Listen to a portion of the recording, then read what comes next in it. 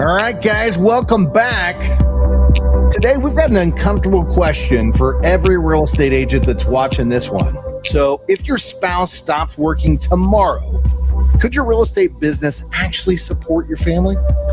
Hey, because today we're going to talk about something the industry doesn't love to talk about. Most agents simply aren't making enough money.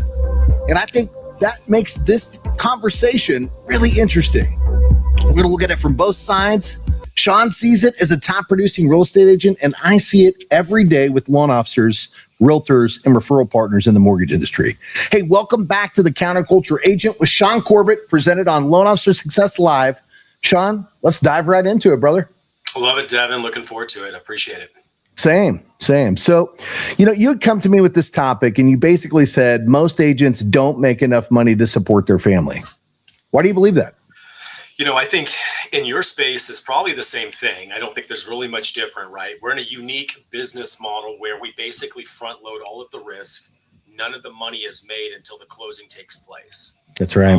We're not talking about how to fix that particular issue today, but it's a lot of risk, right? It is. You want to compound that with, in our business, NAR as of 2025 reported that the average agent made $58,000 a year. Wow. I don't know how much you can get done after expenses. If you start with a gross of 58 given to the agent, you probably have a hard time even after expenses to even buying water every month, right? It would be a challenge. I would assume that loan officers have the exact same type of scenario where the majority of them, and it's like any business, right? 80 That's right. is a normal number. It applies across real estate. It applies across almost everything we do. 20% is selling 80%. But here's where the problem is. It's not the 20%, because even within the 20%, most of them are not making enough money to survive and take care of a family. That's what is the anomaly about our business. And I've gotten it down to it's somewhere around 5% making. And when I say 5%, I'm talking they're at least $150,000 a year of gross commission. That's really not even enough to handle a family of four like I have. It's not. A family of six, really, because it's two of us and four kids. Yeah. So I don't know how you would feel about making $150,000 a year, but we would have a hard time, keeping up and being able to eat. So that's really kind of what I wanted to focus on. Well, I think you hit the nail on the head, and you talk about on the lending side, we're actually finding more recent data is supporting that 10% of the originators are actually able to support themselves and 90% are starting to fall behind. That's been the big topic in our industry because we've got a small group of people that are really taking massive market share, and we've got the majority that are out there struggling to find opportunity. And that's tough. And that brings me to, my first question for you. Do you think this is primarily because the housing market's been difficult, or is a difficult market just exposing their business that was never strong enough to begin with? Yeah, it's a loaded question, right? There's a lot of directions we can go with that. So COVID, generally, people that started during COVID got an explosion of opportunity with little effort. They did. Okay? That's not real life. They got the benefit. If you came in about 2021, you got the COVID benefit, right? So you got the explosion of opportunity. Everything came easy, except for if you only worked buyers, then it was a little bit of a struggle. That's right. If you had any type of house for sale, it generally would sell without really much effort. That's not real life. Yeah.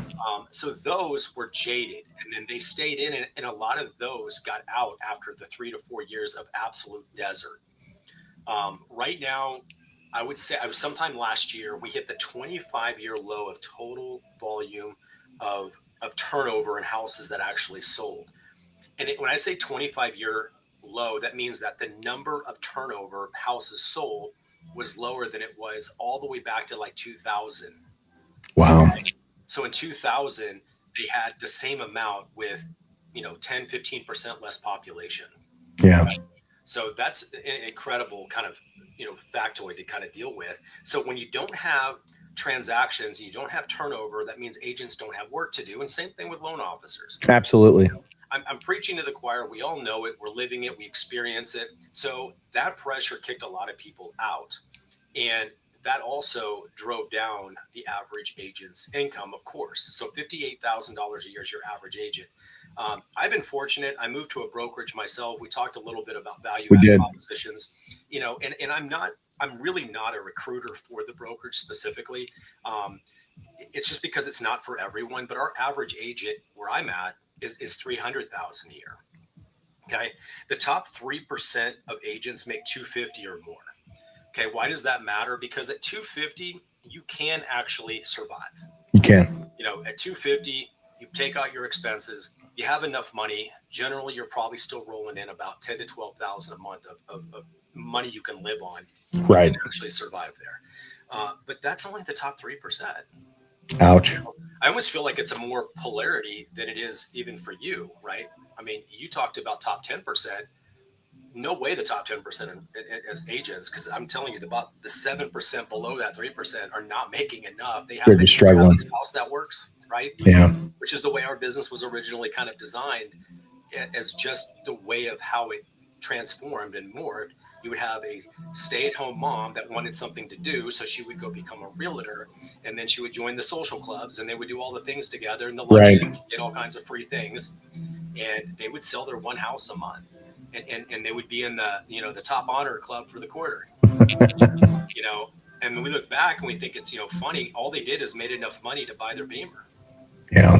They didn't actually supply or provide anything to the family. Those days. That's not a career. It's not a career. It's not a career. And why do you think that doesn't work in today's market?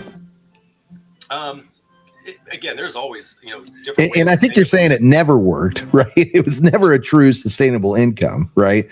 But at the end of the day, what does it really take in 2026, right? Loading into 2027 to create success for yourself in this industry? How about I turn that back on you right now? Okay. I would like to see you kind of dive into, we pointed out a problem. We have an issue. People do not make enough. They're not producing enough. We have a high turnover. We have people that don't make it beyond, 2 or 3 years. I know where I'm at. It's like a 95% quit rate. It's a stupid idea. If you're not getting 2 to 3 years down the road and you start generating 20 to 30 transactions a year, you're not going to be able to support anyone. It's not sustainable. Yeah. So how is it in your space for those loan officers that come in? Because it's a tough market to come into. It is. And I think you and I look at it like, if you can make it here, just wait until the market opens up again. That's where you're going to be positioned in the right. It's better to be there than the other way, right? Where you're doing lots of work and then all of a sudden it hammers down and nothing's happening. It's funny you say that, because we've seen a lot of that type of shifting. And what I mean by that is we have seasoned loan officers, veterans that have been in this industry for decades that have had to get out.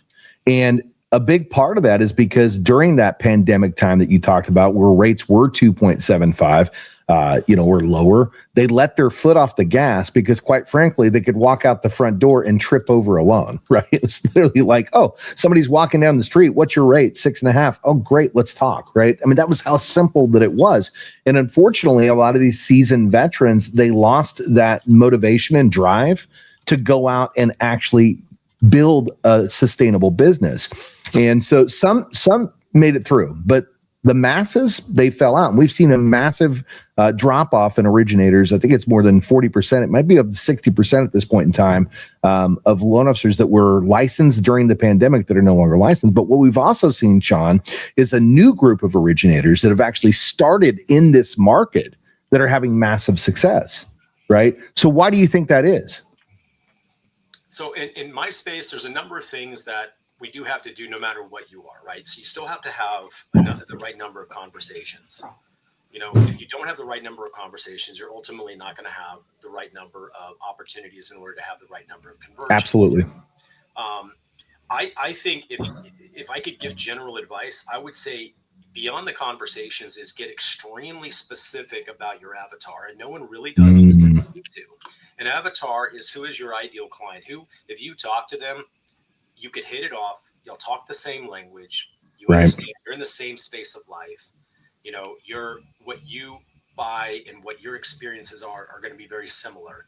That's generally a great place to start. You don't have to start there, but that's a great place for the average agent to start, because some Agreed. focus on seniors, some focus on first-time home buyers, and they might be a 40-year-old and they've already got their third house, but they know that emotionally and everything they're going through, and they want to walk them through that and experience that. Mm-hmm. That is it. Riches are in your niches, right? That's the amen to that. thing. And you have to build your model and who you are around that. That includes your branding language, your advertisement, your Facebook promotion. When you do conversations and YouTube and you post your videos, here's the first thing I would do with a brand new buyer never bought a house, right? Or here's the 3 things everyone always fails when they're preparing to buy. All these basic videos. Chad can spit it out and give you 10 videos in 3 seconds. That's it. Just read the script, get on there, be organic, and be who you are. Don't just read, really feel it, and then they're gonna connect with you. Well, and Shaune, to your point, when you're going to chat and asking for that information, you can actually be even very specific about who you're trying to connect with, right? So you can go in and you can prompt, and a prompt is literally just a communication. You actually speak it directly into chat and say, hey, this is my avatar. These are the people that I'm interested in. This is the market that I serve. What are the most frequently asked questions about real estate inside of this market? Right. And what's going to happen is chat's going to come back and it's going to say, hey, here's a list of 20 frequently asked questions. And then you can say, okay, now let's break that down and let's put together a 30-second video clip that I can go out and I can do on how we can help you with these frequently asked questions. And then you publish that and you get it out there. The other thing you talked about was consistency. And that's the same thing on my side of the table in the lending space, is doing outreach consistently. And this is where a lot of people get it wrong, right? We forget that we have to be in front of more people to create great successes for ourselves. So again, he who has the most contacts typically wins in this industry. So at the end of the day, what I found with a lot of these newer originators that are starting in this market, it's that they're not afraid to get out there and hear no a lot of times. And at the end of the day, that's going to lead them closer to those yeses. And it's the consistency that's really helping them build the market. And that other side of it, which is what you're talking about, they're not afraid to get on social media and talk directly to the audience that they're trying to connect with. Sure. I'm going to tag something you said, who has the most contacts to the audience. I would follow it up more, who follows up with the most contacts. Right? You got to have a connection and a relationship. So that's I right. mentioned this before. I have about 1,500 people in my primary and secondary is how I categorize them within my phone. Okay, I have about 4,000 names in my phone. I have 4 categories. This is all in my book: primary, secondary, other, and agents. Okay, so the primary is people that know me and I know them. We know each other well, and I could call them and it wouldn't be weird. Okay, and I'm overly simplifying it. Secondary are people that may know of me and I know of them, but it might be a little weird if I reach out, but it'd be okay if they got a newsletter. Right. I can stay in touch with them. And I have in that group primary and secondary, and other is like a doctor or numbers you have to have in your phone. Right. I put them in that category, right? I don't need to reach out to them, but I need to be able to, call the number, or my plumber or electrician or whatever.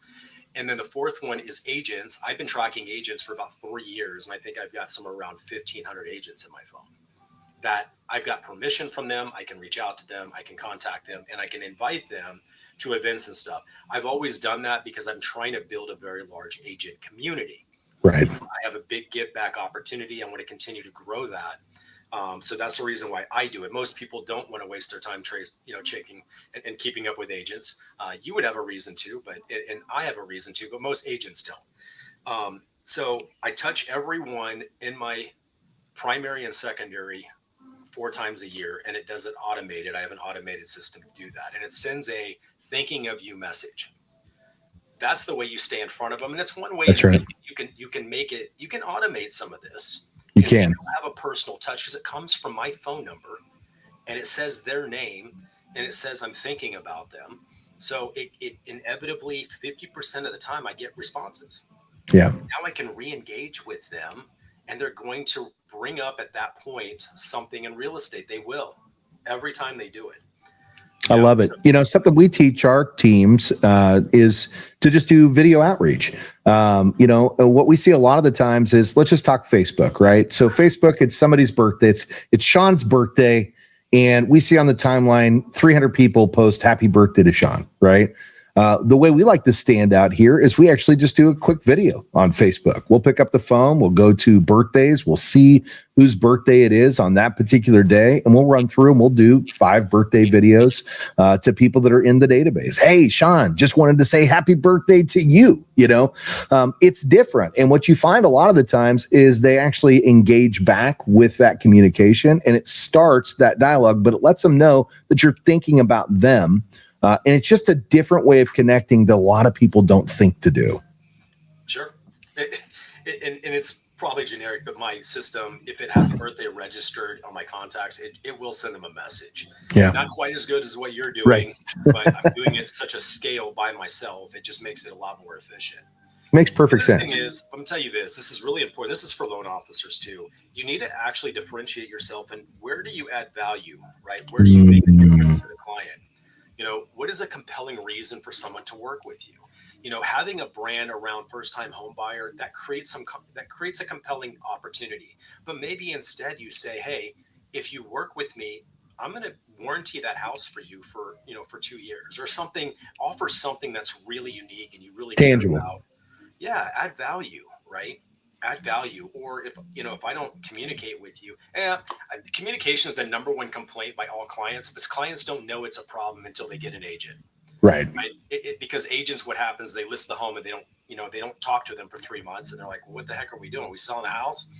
And they disappear, not because they're trying to avoid them. They don't have anything to share. They have no plan, and that's 90% of agents. But clients don't know communication is a problem until they get in it and realize we're not hearing from them. You and I know it's a problem because I can't get agents on the phone. They never even answer their freaking phone. Yeah. It always happens. It always shocks me. I mean, I do podcasts like this. I've got a book I just finished. I have a community I run. You do? I do more sales than anyone I know, and I'm always available. I'm like, how can you possibly tell me you're too busy? I would give you so much anxiety if I told you what I do in a day. But anyway. I respect it. Well, and at the end of the day, you're right. It's the no plan that a lot of people are on. And, this is something that we coach on and follow religiously, and that is the communication aspect. So, our specific philosophy and strategy is we have theme days. And again, I tell people all the time, I don't necessarily care if you make that outreach call on that theme day. You just have to make the outreach call. So, Mondays are our touch base calls. Tuesdays, what we call just ask. That's when we're reaching out to our agent partners, our clients, and our listing side and title side to give everybody an update on the file. Wednesdays is when we do our outreach to past customer database. Thursdays is touching base with our pals, which are pre-approved and lookings.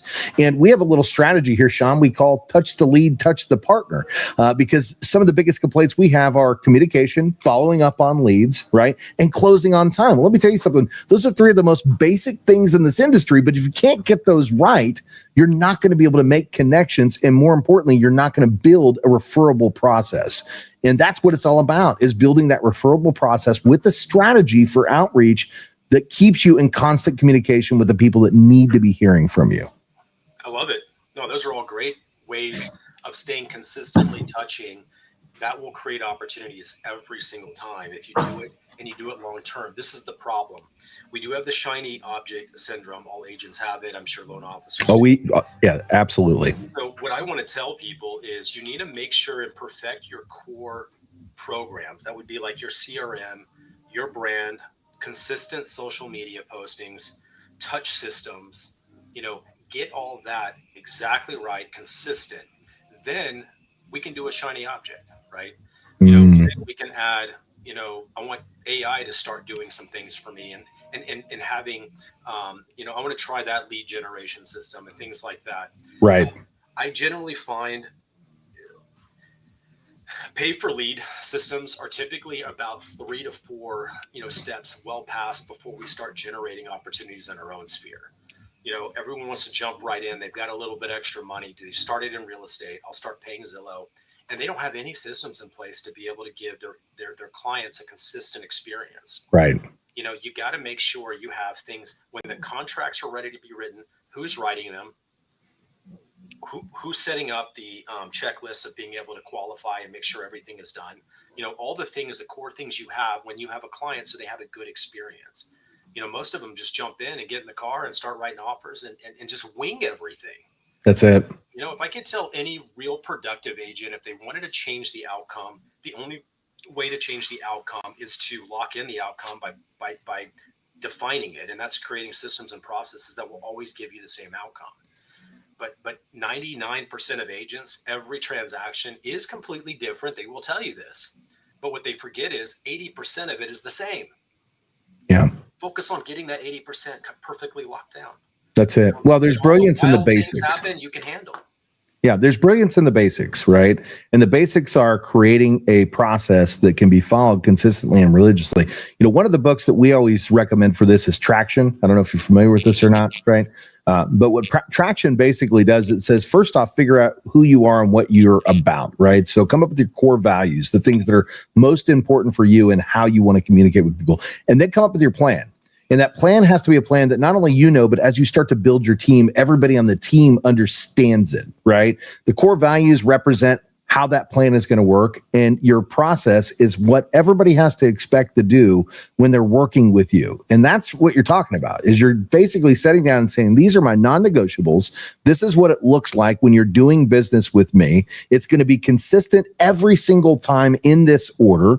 And once you have that identified and know exactly how you're going to lay down that plan, now you can start to grow. And this is where you're talking about, hey, if we want to buy some Zillow leads, that's great. Let's buy some Zillow leads. But at the same time, we need to make sure that when we're buying those Zillow leads, we have a referable process so that as we start to communicate with clients, they're going to have a system that they love and they're going to fall into the format, right? This is what we do. I love Shaune. He's got a system and he's going to start referring people to Shaune because he loves the way that Shaune does and runs his business. Yeah, and your clients will give you 5-star reviews because the outcome is what you said it would be, right? That's it. Predictable system, you know where they're going to end up. I'll say something that will really land home. Going from $58,000 to $150,000 does not take 3 times more work. It does not take 3 times more effort. And everyone thinks I'll just work 3 times as hard. It doesn't work that way. You have to create repeatable systems that produces the conversations and the appointments and the clients, whether you feel, motivated or not. You have to do the same thing every single day. Every day. And I would encourage you to find someone that does have systems and processes that is defining that. For new people, it's good to join a team. It is a successful team, a team that does have some standard systems in place. And, we were talking about, and this is why I'm not as excited about Zillow and some of them, is because they are capture everyone strategy, and not everyone is a good fit. Amen. If you can create, off market, right? So off market is where investors buy, and they buy something within a buy box. The buy box has very specific criteria. It's got to be this price, this age, this zip code, and they're very specific. And when they get in that buy box, they even know the exact percentage that they can offer within that space. If you can even think about your avatar of your ideal client to fit within that space, then only focus on that space and stay on it for 3-4 months in a row. Yeah. It will bring fruit. It will connect you with opportunities, because what happens is let's say you start posting in Facebook groups and you're connecting with them, and your focus is that first-time home buyer. We just rolled out a program where we can get you in at no down payment, and your first year we can get, at 3.5%. Amen. Whatever the magic thing is, do you know if anyone would really benefit from running through this program? And you just start creating these conversations, they're inevitably going to say, oh, I'm looking, or yeah, I have someone that really needs some help. I just heard somebody at work that was talking about purchasing a home, right? I mean, it's going to happen. It will create those conversations, especially when you come in and it says Shaune Corbett, new home, first-time home buyer specialist. When you really just start defining. I had a Marine. It's funny. I did a podcast with him. He was new. I don't normally do podcasts often with newer agents, but he was newer. Right. And he had never built anything. He didn't have a brand. He was just his name. And I said, okay, well, then people really have to know you, or they're never going to call you, because you don't give them any reason to connect with them. Right. And he's like, well, I was a Marine. I said, okay, well then call yourself the Marine agent. He said, Yeah. well, and this is what people think. Well, that'll alienate me from everyone else. I said, no, it won't. No. What happens is maybe it will lower from 100 people that might have some interest down to 10 that have full interest. Absolute interest. And they don't think this way, right? It's the same thing I have with the MLS. Same thing. MLS will have 10,000 people that don't want to buy that house, which means that it devalues the house, which means that the price drops and the days on market also devalue that. It devalues the house every way possible. It becomes, what do they call it? Like seasoned inventory or delayed inventory. There's a name for it. If it's on the market and no one's buying it, it's not as valuable. So for him, become the marine agent and your connection is really high. And what I hear with that, Shaune, is you're in a fishing boat and you go out to sea and you've got no depth finder that shows you where the fish are, right? And you're just fishing for anything. You didn't even bring a particular bait. You don't have no idea whether this fish is going to like the bait that you're throwing out there, and just throwing something out and you're hoping to catch something, right? Versus the guy that goes out and has the exact rod, the exact string, right? The right type of lures or hooks, the exact bait, and they drive right to where the fish are. And they drop the line in and they're picking up fish left and right because they use the right tool for the job. And in your case, what you're saying is a lot of people are afraid to do that because they go, wait, but I could miss out on this type of fish and that type of fish and this type of fish. But if you don't know what you're fishing for, you're going to have a really hard time catching it. That's exactly right. If you're trying to catch everything, you'll catch nothing. Or you have to overspend in order to get the percentage high enough on the conversion. Yeah. You have to overspend. It means you have to be so many places at once, and you have to build a brand that's incredibly expensive from scratch. Or you can just target who you want to work with, number one. And number two, they're going to have that connection with you because they're going to be like, you're offering what I'm looking for, right? You're offering what I'm interested in. You're speaking my language.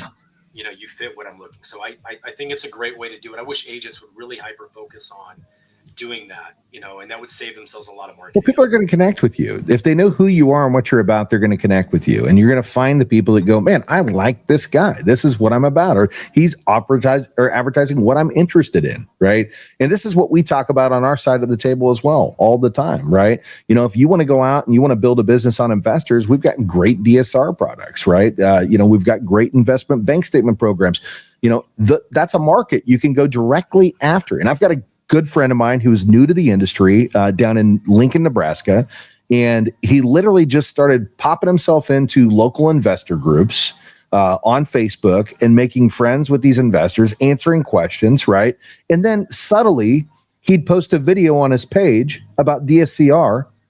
What do you know, Shaune? The next thing, in the next couple of months, he starts closing massive amounts of investment property loans.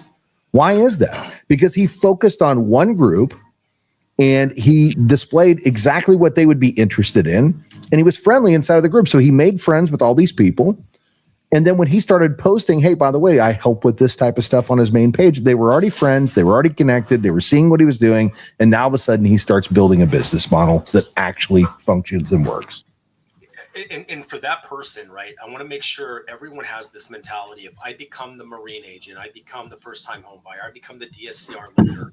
Once I do that, then no one else will call me, and that is not true. Absolutely not. You're still going to get referrals, and referrals come to you because of you. Those are referrals because of you. Those you're going to get, even if you special. I have people that ask me, hey, do you do this? Do you do that? And because I'm not advertising that, they don't know if I do it or not.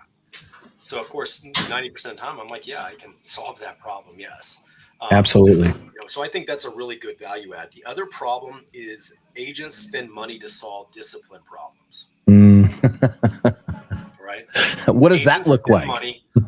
They do, right? So I'm not selling enough houses, but I'm not doing any systems. I haven't focused on my brand. I don't have my CRM set up. I don't have my touch systems set up. I don't have consistent, ongoing, regular social media posts. But I'm going to go pay for Zillow ads. Yeah. Or I'm going to pay for, something else and what they do is they overspend in order to cover their spend. Maybe they make a little bit of profitability. The only thing it does is it makes them busy, but they're not profitable.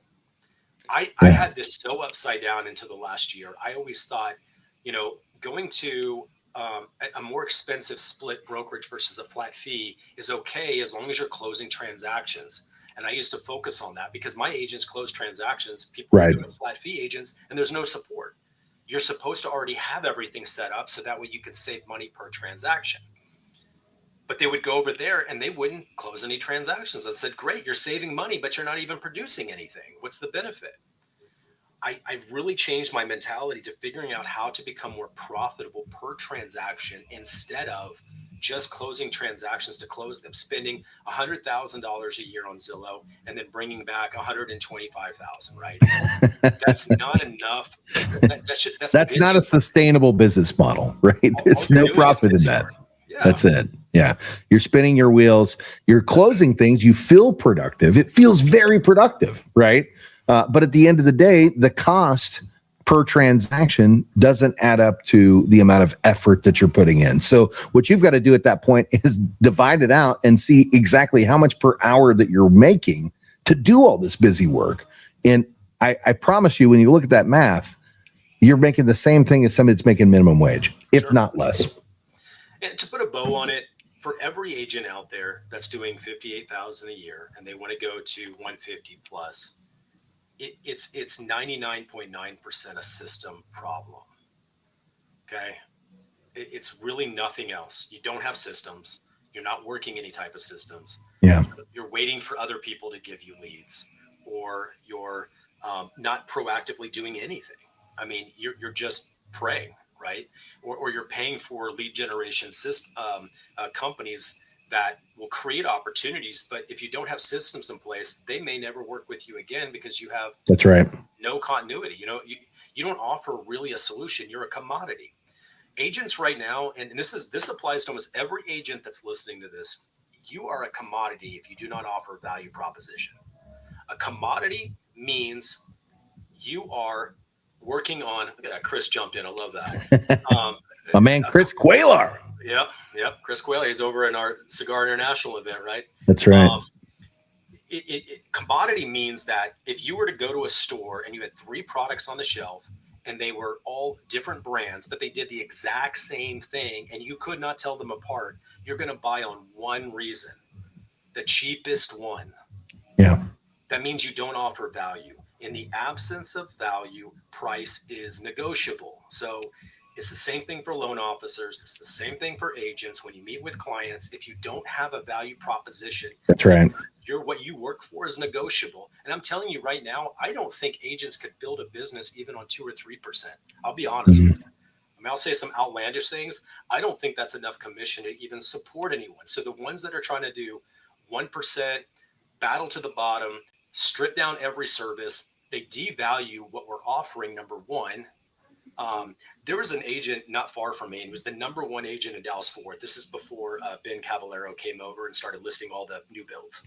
Right. Now he's like the number 1 in the world. You heard of Ben Caballero? I haven't, Shaune. I'm hiding under a rock. Yeah, he has a system he set up, and he lists new builds, and he lists. It's killer. He's like closing one every 3 seconds. It's a stupid deal. And good for him. I mean, he found a niche, he found an opportunity, and new builds are. I don't want them because you're always negotiable with banks, REOs, new builds. You're always negotiable. I don't want to be, So the only thing you can do is strip it down to the simplest form. And he figured out a way to do it. And it makes it so builders can control their entire listing through his system. So he didn't have to do anything. So he was able to scale and build it and sell for a very low price. Anyway, it's a group called Your Home Free.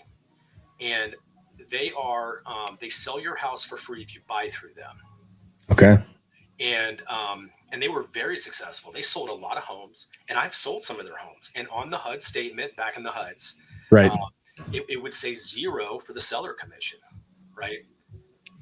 But if you think as a business owner, how much are you going to put in to the effort of posting and promoting a house that has 0 money to be made on it and will cost you money to sell? How much can you really put into it? And then you sell more houses than anyone. And that's a great opportunity. But if you sell more houses than anyone and you're having to do it at this consequence, at Right. some point, everyone's going to be mad because you can't promote it. You can't put anything into it. And then the sellers aren't going to be happy because you can't sell the home. Well, Chris has got a good question for us, and I'm going to pop this up here, and then I want to field one too. But if you were a brand new realtor today, you had no database, no clients, no money for Zillow or paid leads, what would you do every single day for the next 90 days to build a pipeline organically? Great question, Chris. And aren't you supposed to be at pickleball today? Yeah, that's good pickleball. Why are you going to stump us? Yeah, what are you doing, man? Question. It's a great question. And I'm sure I'll let Devin answer as well. But my view is I created, I wrote my book called The Simple Sphere System, and it walks through how to build something on those 3 core principles I talk about at little to no cost. It's duplicatable, meaning you can do it forever, and it's it's something that you can do. Like you have the capability of doing. It's not something that someone else has to have special skills to do. For anyone out there, it might always start with you have to focus internally on your sphere. Everyone's going to say this, right? You always have to start internally with your sphere. And then you have to start building systems based on reaching out to them systematically. Everyone can do this. Okay? Real quick, Shaune, I want to elaborate on that because he says, hey, I have no database, no clients. What's my sphere? Oh, that's right. You try to cut it all, right? We're going to have to build one. Yeah. If it were me and I started with nothing, I would join a team. So at least they have systems, opportunities, and places for me to start building opportunities. That's right. At the same time, you cannot rely on that in order to build a sustainable income. I don't care what brokerage it is. There's not a brokerage out there that's going to make you $250,000 a year in leads they're providing. Never going to happen. Right. So you have to build your own, and you have to build a database. If you don't have a database, your contact list, your network is your net worth. That's right. You have to build that. So join your church, join pickleball, go to Cigar Facebook International, community. right? Connect with people, start building relationships. Chris is probably one of the most network guys out there that I know. So it's funny that you asked that. But I would start building right there. That's the exact place where you have to start, is build your own. But I would join a team, even if it costs you 50%. 50% of opportunity is better than 0% of 100%. That's it. You have to create at-bats. You have to create opportunities. You have to sit on. I think the open house tour can work really effective if you learn how to effectively do it. When I do an open house through my system, I do a 1-hour open house, and I'll get 30 to 50 people come through my open house if you do it right. You can build your own database. That's a podcast for another day, but I am going to take that on the lending side because we see this all the time. In fact, we see the independent broker guys that are maybe closing 1 loan a month or maybe closing 1 loan here or there. And they've got a higher split and they think, hey, I've got this higher split. This is going to make so much more sense. I'm going to make so much more money. But the problem is they have no process. They have no systems. They have no team that are behind them. And so what we're seeing happening a lot of times is we'll bring these guys or gals over to our team and we'll introduce them to a very specific process. We'll provide them a loan officer assistant that can help them structure their loans so they can stay focused on going out and actually building their business. We provide them with a high-end processor that knows the systems inside and out. And then we give them a structured system and a game plan that they can follow and execute every day. We have a 2-hour call window we call cageless callers that we do Monday through Friday, where we bring people on and we coach them up, we get excited, and then we do our outreach calls together to set future appointments to go out there and build our business models, right? And these are the type of structured things that you don't get when you're brand new to the business or you're sitting as an independent broker, not doing any outreach. And this is why you join a team. And this is what Shaune's talking about. Now, we're not saying that down the road you can't become an entrepreneur and go out and build your own brokerage, right? But if you're finding yourself stuck in one small space and you're not growing and you're not getting bigger, right? Join a team that's going to help you get to that next level, provide you that structure, provide you that back-end support system. And in some case, we even provide what we call orphan loans, where we give them clients that we've closed in the past for loan officers that are no longer with us so they can do outreach to those clients. And we find that even if they're outreaching to a sphere that's not theirs, they still pick up 10% of those that they can actually transition back into future opportunities. So I think you're right on the money, Shaune. If you are not already established, you don't have a system, join a team, learn from them, build your processes, build your systems around that, And then you can start focusing on what that next step looks like once you get brilliant in the basics. Let's get the psychology right. I know we probably need to wrap it up. You're saying the right things, and going from someone with a larger, cut from you might mean that they have systems and things you don't have to think about. That's right. You don't have the ones that give you really good splits. That means you're 100% on your own. Get after it. You have to build it all. You have to set it all, and you don't even know what a successful system looks like. Amen. Right? But the psychology of it is, Devin, when you started as a loan officer or in the business, did you have a line of 100 people ready to give you loans? Absolutely not. No one did. I didn't have 50 people ready to sell their house. We all started with zero. Okay. So keep in mind, psychologically, we all started with zero. That's right. Just because someone has a bigger network than you, I promise you, someone moving to a new city that has the right systems and processes, knows no one, they will beat you. So you have to start with the basics every single time, and you can build your own systems and you can build your own database. And every week, make a commitment. I'm going to add 20 people to my contact list, and I'm going to put them in. I'm going to enroll them, and I'm going to stay in front of them, and I'm going to send them my personal newsletter or the video that I created for them that's going to add value to their life. I mean, there's some easy things you can do. That's right. That's right. Just get a little bit better every single week. And eventually you'll look back, see where you are. You're having massive success. And it's just the brilliance in that basics of what it is that you need to do to build a long-term successful business. We all started at zero, just like Shaune said, right? So at the end of the day, Shaune, what's some closing words? What do we want to sign off with today? Everyone started the same, right? And I'll tell you the difference between successful agents and unsuccessful. Almost every single time, the successful agents know their outcome. They know their outcome because they have system and processes that point them to the outcome. And they treat everyone in the same space. You'll finally figure out that 80-90% of your transactions are going to do the exact same thing every single time. And I know their personal story is different, but they still have the same core problems in place. You still need to get a survey. You still need to get an appraisal. You still need to get it listed. You still need to promote it. You still got to do an open house. You still got to put a sign in the yard. There's so many things that are exactly the same every single time. That's right. So if you can learn to really get good at that, then you'll be able to predict your outcome. And it's not meaning that I work 40 hours this week. If I work 120 hours, then I'll go from 58 to 150,000. It doesn't work that way. It doesn't. So that'd be my closing statement. It doesn't. I love it. I love it. Well, and when you do get to the point where your business is starting to take off, that's where you start to hire additional support. And that's how you find yourself doing more business, right? And we know that you've got a Jennifer that helps you in the background. I also have a Jennifer that helps me in the background. And that's what allows for us. We do. We love the Jennies. That's what allows for us to move on to those next levels. So guys, thank you so much for dropping in again to the Counterculture Agent with Shaune Corbett. We're going to keep these things coming back every single week. If you have a topic that you're interested in hearing about, drop it in the chat. Drop it in the comments. Make sure that you subscribe if you're not subscribed. And I think, Shaune, we'll see you guys on the next one. Thanks for dropping in today. Thank you, guys. You've been watching Loan Officer Success Live, where real strategies meet real success. Don't forget to subscribe now and share it with your teammates and keep leveling up, because your next breakthrough starts here. If this fired you up, don't just watch success, go out there and build it.